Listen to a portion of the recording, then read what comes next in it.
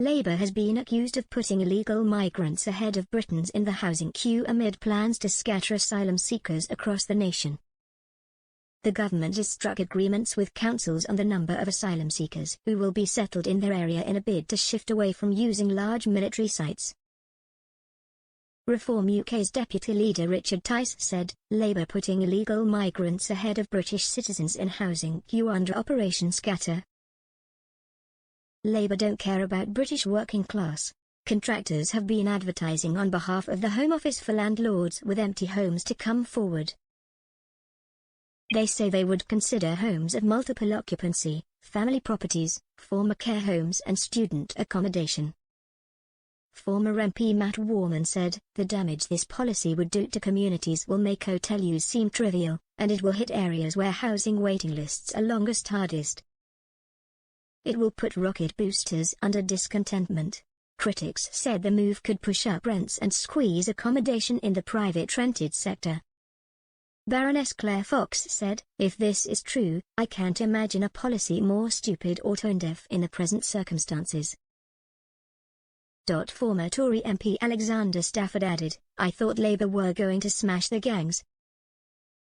Now it looks like they're going to smash the housing market instead. Thanks, Labour. Home Secretary Yvette Cooper has already shut down the Bibby Stockholm barge in Dorset, which housed up to 500 asylum seekers. The government said continuing the use of the barge would have cost more than £20 million next year, and that scrapping it formed part of the expected £7 billion of savings in asylum costs over the next 10 years. Both RAF Wethersfield and RAF Scampton were among sites identified for housing hundreds of asylum seekers each under the previous Tory government. It formed part of former Prime Minister Rishi Sunak's efforts to reduce the cost of housing migrants in hotels, which costs around £8 million a day. Earlier this year, the National Audit Office found the Tories' plans to use alternative large-scale sites to house asylum seekers would actually cost more than keeping them in hotels. RAF Wethersfield, in Essex, began accommodating asylum seekers in July last year and was set to house a maximum of 800 people. A court was last month told how asylum seekers at the prison like former RAF base experienced scabies outbreaks.